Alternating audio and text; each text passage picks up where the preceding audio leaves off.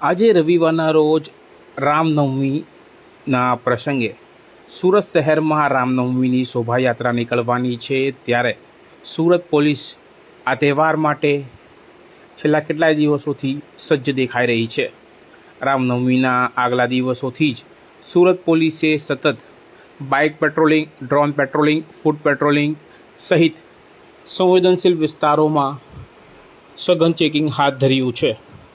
સુરત પોલીસના ઉચ્ચ અધિકારીઓ સહિત સુરત પોલીસ કમિશનર અનુપમસિંહ ગેહલોતની સૂચનાઓથી સુરત શહેરના દરેક વિસ્તારોમાં સુરત પોલીસ સતત બાજ નજર રાખી રહી છે અને આ માટે ડ્રોન કેમેરાની પણ ખાસ નજર રાખવામાં આવી રહી છે. અને સુરત શહેર પોલીસના ડીસીપી, એસીપી, પીઆઈ સહિતના તમામ પોલીસ સ્ટાફ હાલ સુરત શહેરના રસ્તાઓ પર પોતાની નજર જમાવીને બેઠા છે અને સાથે રામનવમીનો તહેવાર રામ ભક્તો દ્વારા ખૂબ જ ઉલ્લાસ અને હર્ષોલ્લાસ સાથે શાંતિપૂર્વક ઉજવણી થાય તે માટે સુરત શહેર પોલીસ હાલ સજ્જ દેખાઈ રહી છે.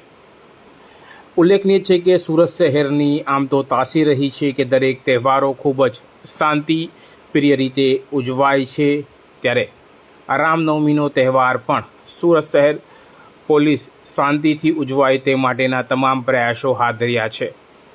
રામનવમીના આગલા દિવસોથી સુરત શહેર પોલીસે શહેરના કોટ વિસ્તાર, અઠવા ચોક બજાર સહિત નાનપુરા વિસ્તારોમાં સઘન પેટ્રોલિંગ અને ફૂટ પેટ્રોલિંગ હાથ ધર્યું હતું, જેમાં DCP Vijaysinh Gujjar, ACP VR Malhotra, આ સાથે જ લોકલ પોલીસ ઇન્સ્પેક્ટરો સહિત તમામ જવાનો જે બંદોબસ્તમાં જોતરાયા છે તેમનો એક ટુકડી કહી શકાય તે રીતે